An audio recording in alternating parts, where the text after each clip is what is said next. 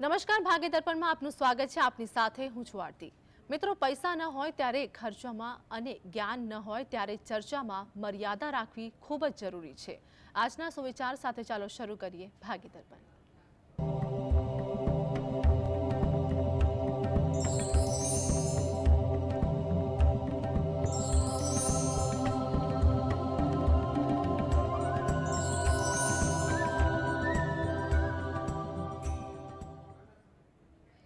તો ભાગ્ય દર્પણમાં આપના પ્રશ્નોના નિરાકરણ અને રાશિફળ વિશે માહિતી અને માર્ગદર્શન આપવા માટે આપણે સાથે જોડાયા છે જ્યોતિષ આચાર્ય અને વાસ્તુશાસ્ત્રી હર્ષિતભાઈ પાઠક.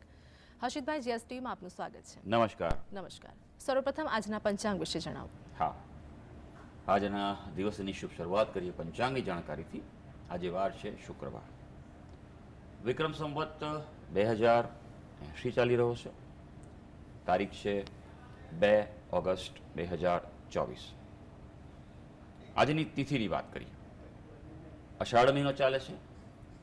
તેનો વદ પક્ષ એટલે કે કૃષ્ણ પક્ષ છે. તેની તેરસ છે. એટલે આજે છે અષાઢ વદ તેરસ. નક્ષત્ર આર્દ્રા આવે છે, યોગ હર્ષણ આવે છે અને કર્ણ વણિજ આવે છે. આજની રાશિ આવે છે મિથુન રાશિ, કે જેના નામાક્ષર હોય છે ક, છ અને ગ. જો કે બાળક જન્મે તો તેનું નામ મિથુન રાશિ પરથી પાડવું હિતાવહ રહેશે. ઉપરાંત ગ્રહ ગોચર અને મુહૂર્તની ગણતરી માટે પણ આજે મિથુન રાશિને લક્ષમાં લેવાની રહેશે. દિન વિશેષની વાત કરીએ તો આજથી સૂર્યનું નક્ષત્ર પરિવર્તન થઈ રહ્યું છે. રાત્રે 10:06 આશ્લેષા નક્ષત્રમાં તે પ્રવેશ કરશે. સૂર્યનું નક્ષત્ર પરિવર્તન એ ખૂબ અગત્યનું હોય છે. દરેક નક્ષત્રમાં તે જ્યારે પરિભ્રમણ કરે ત્યારે ઋતુચક્ર પર તેનો પ્રભાવ જોવા મળતો હોય છે. હર્ષિતભાઈ, આગળ વાસ્તુ અંગે દર્શક મિત્રોને માહિતગાર કરજો. હા, વાસ્તુમાં આપણે વાત કરી રહ્યા છીએ કે માનસિક તણાવ અને ચિંતા ખૂબ જ અત્યારે એમ કહેવાય ને કે આ જરૂરી મુદ્દો છે. હવે તો મેડિકલ સાયન્સે પણ એ સ્વીકાર્યું છે કે 99% રોગો એ સાયકોસોમેટિક એટલે કે મનોદૈહિક રોગ છે. એટલે વિચારોને કારણે, મનને કારણે, મનની અવસ્થાઓને કારણે તણાવ, ચિંતા, ડિપ્રેશન આ બધી વસ્તુઓને કારણે શરીર પર અસર પડે છે. એટલે દરેક ભાષાઓમાં પણ એમ કહેવાયું છે કે પહેલું સુખ તે જાતે ન રહ્યા, હેલ્થ ઇઝ વેલ્થ એવા કહ્યું છે. એટલે જો મનને સ્વસ્થ રાખવામાં આવે તો તેની અસર સીધી શરીર પર પડે છે. પણ મન માટે વાસ્તુશાસ્ત્રના કેટલાક સિદ્ધાંતો અને મુદ્દાઓ છે તેનું જો પાલન કરવામાં આવે, ધ્યાન રાખવામાં આવે તો માનસિક તણાવ અને ચિંતામાં ઘટાડો અથવા તો મુક્તિ જોવા મળી શકે. જેમ કે વાયવ્ય દિશા. હવે વાયવ્ય દિશા જે છે તે ચંદ્રની દિશા છે, મનની દિશા છે. આ જગ્યાએ કોઈ દોષ હોય તો તરત જ માનસિક અસર જોવા મળતી હોય છે. આ જગ્યાએ કોઈ પ્રકારનું એક્સટેન્શન હોય, બરાબર છે, વધારે પડતો ખૂણો લાંબો થયો હોય, એવું કંઈક થયેલું હોય, ઊંચો ભાગ થઈ ગયેલો હોય તો તણાવ અને ચિંતા જોવા મળે છે. એટલે જો ઘરમાં, મકાનમાં, ભવનમાં, ઓફિસ, ફેક્ટરી, દુકાન દરેક જગ્યાએ જો વાયવ્ય ખૂણાને સાચવી લેવામાં આવે તો માનસિક સ્થિરતા રહી શકે છે. દર્શક મિત્ર હાર્દિકભાઈ આપણી સાથે જોડાઈ ગયા છે. હાર્દિકભાઈ, જેમની માટે પ્રશ્ન છે તેમની જન્મ તારીખ જણાવો. 7/94. જી, ફરીવાર જણાવજો. 10/7/94. જન્મ સમય શું છે? જન્મ સમય બપોરે 3 વાગે. જન્મ સ્થળ જણાવો. જન્મ સ્થળ કેશોદ. ફરીવાર જણાવજો, જન્મ સ્થળ શું છે? કેશોદ. ક્યાં આવેલું છે? જુનાગઢ. પ્રશ્ન જણાવો આપનો. પ્રશ્ન છે જમીન વિશે પૂછવું હતું કે જમીનમાં વેચવા મૂકી છે પણ હજી એનો કઈ નિવાડો નથી આવતો, અને ધંધા વિશે પૂછવાનું કે સોલારનો ધંધો છે તે ચાલતો કેમ નથી એમ. શાનો ધંધો કરો છો ભાઈ? સોલારનો ધંધો. સોલારનો ધંધો કરો છો. અને જમીન વેચવાની છે, કઈ જમીન છે? ખેતીની છે, કોઈ પ્લોટની છે? હા, ખેતીની જમીન છે. હા હા, એટલે ખેતી માટે વેચવાની છે કે પછી બીજા કામ માટે વેચવાની છે?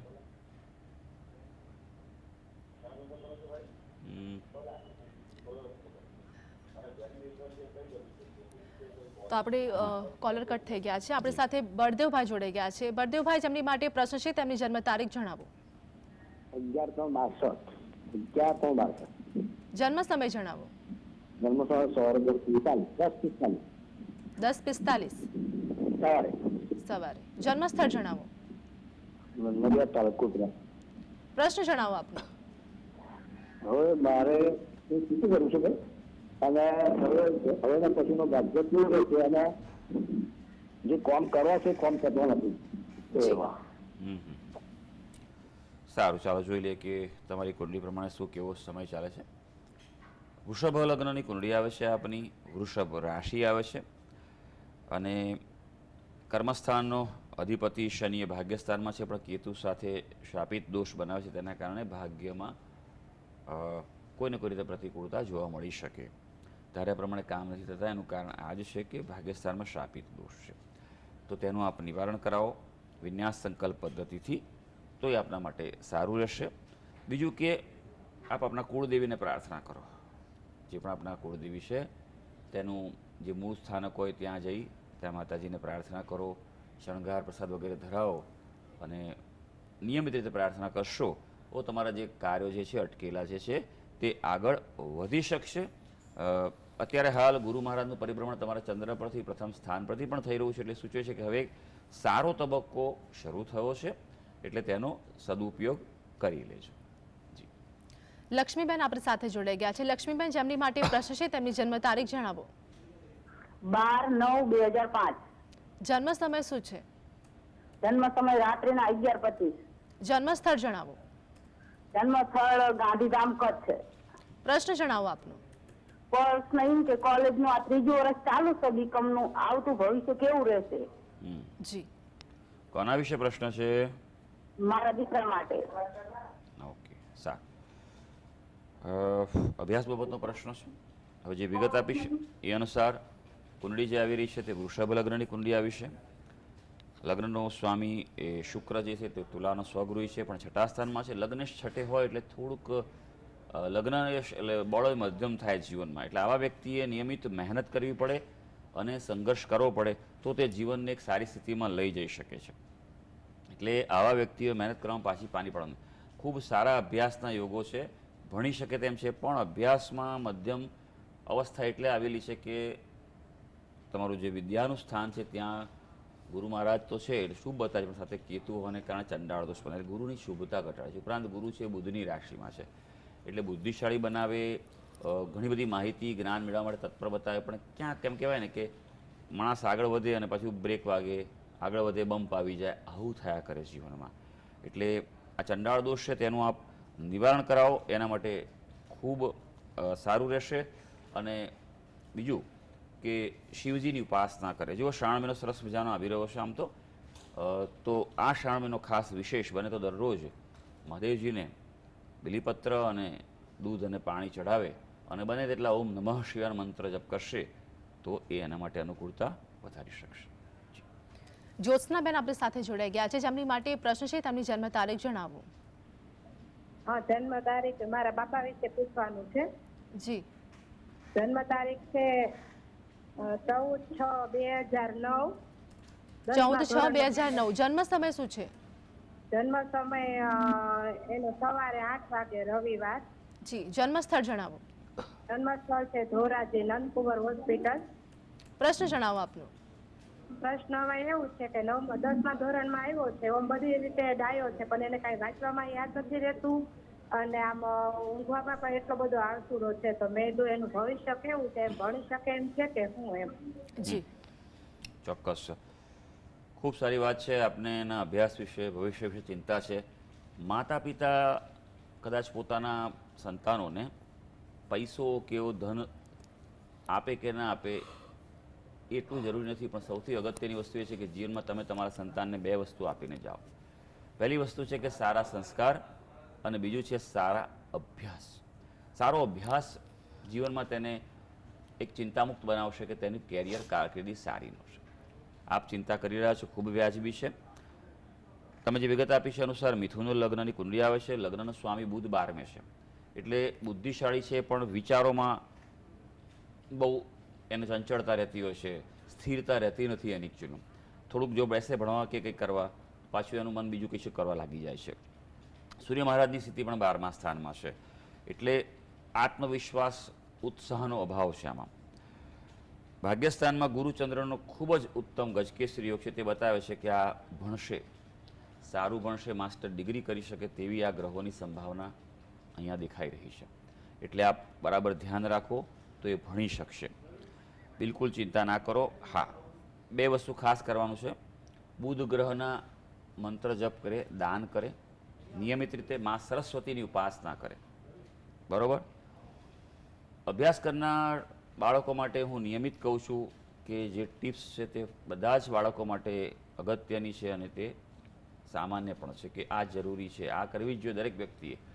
સૌથી પહેલી વાત એ કે અભ્યાસ કરતી વખતે મોં પૂર્વ તરફ હોવું જોઈએ અથવા ઈશાન કે ઉત્તર તરફ હોવું જોઈએ. બીજું, ટટ્ટાર બેસીને અભ્યાસ કરે, પથારી કે બેડરૂમમાં બેસીને ન કરે અને રોજ સૂર્ય ભગવાનને જળ ચડાવે.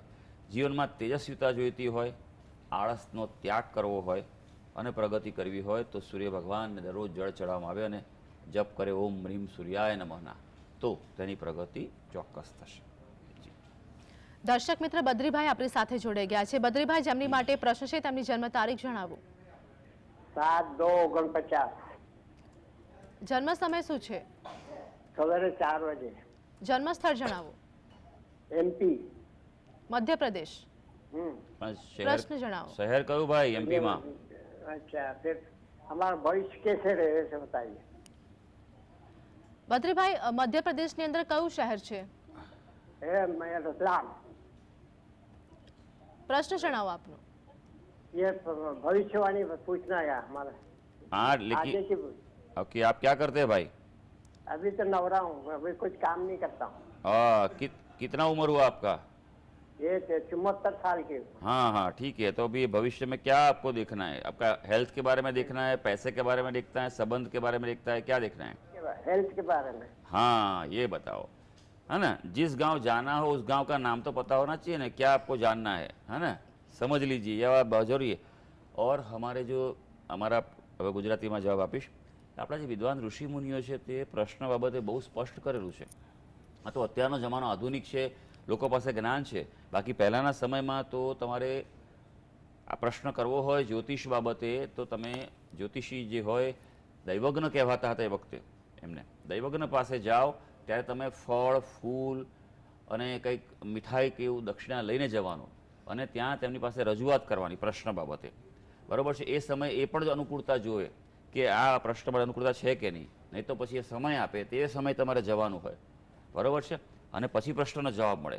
બીજું કે પ્રશ્ન જેનો હોય એ વ્યક્તિએ જ જવું જોઈએ, સિવાય કે વ્યક્તિ બીમાર હોય, બાળક હોય, વૃદ્ધ હોય, કોઈ પણ પ્રકારની લાચાર પરિસ્થિતિમાં હોય તો તેના વતી બીજો કોઈ વ્યક્તિ જઈ શકે તેવું હોય. આ વસ્તુ ખૂબ માન અને ભાવથી, કારણ કે આ શાસ્ત્ર છે, આ કોઈ સામાન્ય વસ્તુ નથી કે ભણવાનો કોઈ પાઠ આવ્યો. શાસ્ત્ર પ્રત્યે એમ કહેવાય છે કે તમે જેટલું માન રાખશો, જેટલું ભાવ રાખશો તેવું તમને માર્ગદર્શન મળશે. બરાબર છે. એટલે આ વાતનું ખૂબ ધ્યાન રાખજો. ચાલો આપની કુંડી પર નજર નાખીએ. કર્ક લગ્નની કુંડી આવે છે. લગ્નમાં મંગળ છે. મંગળ નીચનો કહેવાય કર્ક રાશિમાં. એટલે વિચારોમાં ખૂબ ઉતાર ચઢાવ આવતો હોય, ગુસ્સો પણ ક્યારેક ઘણીવાર આવી જતો હોય, માથાકૂટો જીવનમાં ઘણી થયેલી હોય, પેટની તકલીફો રહી શકે, પાચન શક્તિની તકલીફ થઈ શકે, ડાયાબિટીસ કે લીવર પર અસર થઈ શકે. એ વાતનું ખૂબ ધ્યાન રાખવાનું છે તમારે. ગુરુ મહારાજ અહીંયા સ્વગુરુ છે પણ વક્રી છે, એટલે ગુરુ ગ્રહના જપ કરો, ગુરુ ગ્રહના દાન કરો, દત્ત બાવનીનો પાઠ કરો. આટલું તમે નિયમિત કરશો તો તમારા આવનારા સમયમાં ભવિષ્યમાં હેલ્થ જળવાઈ રહેશે. બીજું, સૂવાનું ખૂબ ધ્યાન રાખજો. સૂતી વખતે માથું દક્ષિણ કે પૂર્વ તરફ રાખીને સૂઈ જશો, એ પણ તમારા સ્વાસ્થ્ય માટે મદદગાર સાબિત થશે. જી, આપણી સાથે દર્શક મિત્ર મનીષાબેન જોડાઈ ગયા છે. મનીષાબેન, જેમની માટે પ્રશ્ન છે તેમની જન્મ તારીખ જણાવો. 2 ઓગસ્ટ 1999. ફરીવાર જણાવજો. 2 ઓગસ્ટ 1999. 2 ઓગસ્ટ 1999. હા, આજે એમનો બર્થડે છે, એમને જી. આશીર્વાદ આપજો. જી, જન્મ સમય જણાવો. હા, સવારે 12:40. જન્મ સ્થળ શું છે? સૌની ગીર સોમનાથ. પ્રશ્ન જણાવો આપનો. એ અત્યારે કંડક્ટરમાં જોબ કરે છે ગવર્મેન્ટમાં, અને એને નોકરી બદલવાની છે બીજી જી, ગવર્મેન્ટમાં. કોના વિશે પ્રશ્ન છે? ભવિષ્ય મારી બેન છે નાની. કોના વિશે પ્રશ્ન છે આ? એમની બેન વિશે છે. બેન વિશે. સારું સર. ચલો, સૌથી પહેલાં તો આજે તમને જન્મદિનની શુભકામના. 2 ઓગસ્ટ આજે તમને જન્મ તારીખ છે ઈશ્વરને અભ્યર્થના કે જીવનમાં તેમને સુખ, સ્વાસ્થ્ય, સંપત્તિ, પ્રગતિ પ્રાપ્ત થાય અને જીવનનો સદુપયોગ થાય એવું છે, એવી પ્રાર્થના કરીશું આપણે. અને હંમેશા એ વાતનું ધ્યાન રાખવું કે જ્યારે પણ જન્મ તારીખ હોય, જોકે હું જન્મતિથિને વધારે મહત્ત્વ આપું છું, જન્મ તારીખે તમારે જે કંઈ સેલિબ્રેશન કરવો કરી શકો, પણ તિથિનું ખાસ ધ્યાન રાખજો. જે તિથિએ જન્મ થયો હોય, જન્મતિથિ, તો એ તમારે ખાસ ધ્યાન રાખવાનું. આ દિવસે ચોક્કસ દેવદર્શને જવું જોઈએ, દાન કરવું જોઈએ, કોઈ પૂજા કરવી જોઈએ અને કોઈ સત્કાર્યનો સંકલ્પ કરવો જોઈએ. આટલું નિયમિત દર તિથિએ કરવામાં આવે તો તે વર્ષ સારું થતું હોય છે. પહેલાંના સમયમાં તો એવું હતું કે નિયમિત રીતે જન્મદિનની પૂજા થતી, યજ્ઞ થતો, આવું પણ થઈ શકતું હતું. ઘણા બધા વિશેષ પ્રયોગો છે શાસ્ત્રમાં, પણ જે અનુકૂળ આવે કરી શકો છો તમે. નાની રુદ્રી પણ કરાવી શકો, સત્યનારાયણની કથા પણ કરાવી શકો, લઘુરુદ્ર પણ કરી શકો. કંઈ નહીં તો મહાદેવજીને જઈને જળ દૂધ ચડાવો, બિલીપત્ર ચડાવો, પ્રાર્થના કરો, માતાજીને પ્રાર્થના કરો, પીપળાની પ્રદક્ષિણા કરો, એ પણ એટલું જ સારું રહેશે. હા, કુંડળી પર નજર નાખીએ છીએ તો રાહુ સૂર્યનો ગ્રહણ દોષ છે, એ વાતનું થોડુંક સાચવવું પડે. કર્મસ્થાનમાં છે એટલે એ થોડું કર્મસ્થાને પ્રતિકૂળતા અવરોધ આપી શકે તેવું છે, એ ધ્યાન રાખવું પડશે.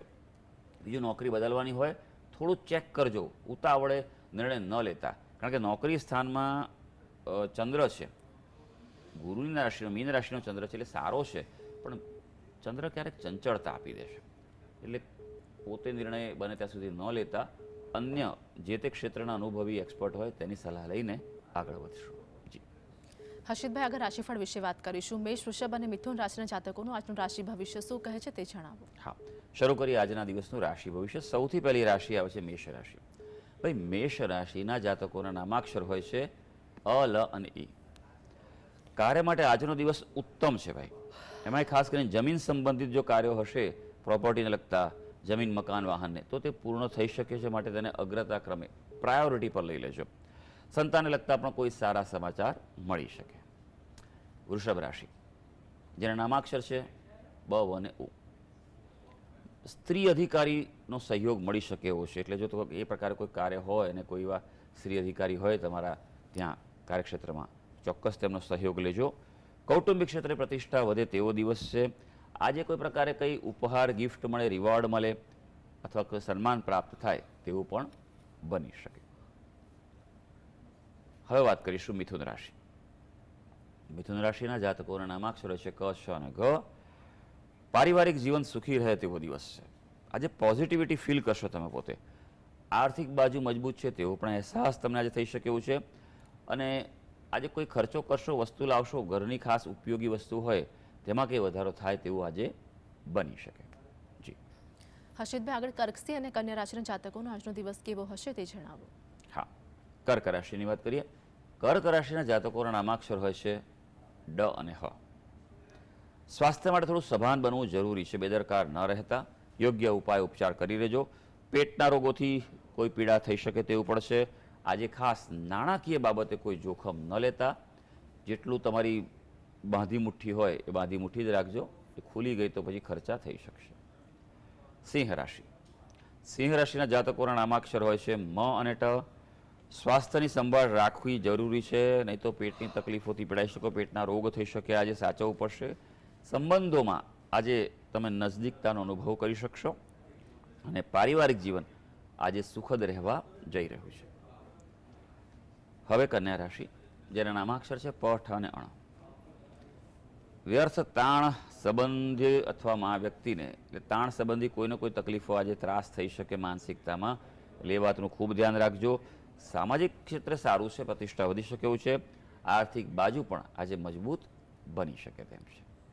જી દર્શક મિત્ર મહેશભાઈ આપણી સાથે જોડાઈ ગયા છે. મહેશભાઈ, જેમની માટે પ્રશ્ન છે તેમની જન્મ તારીખ જણાવો. 12/1996. 4/19 2/12/1996. હાજી. જન્મ સમય શું છે? રાત્રે 12:45. જન્મ સ્થળ જણાવો. મોરબી. પ્રશ્ન જણાવો આપનો. સગાઈ માટે પૂછવું છે મારા બાબાની.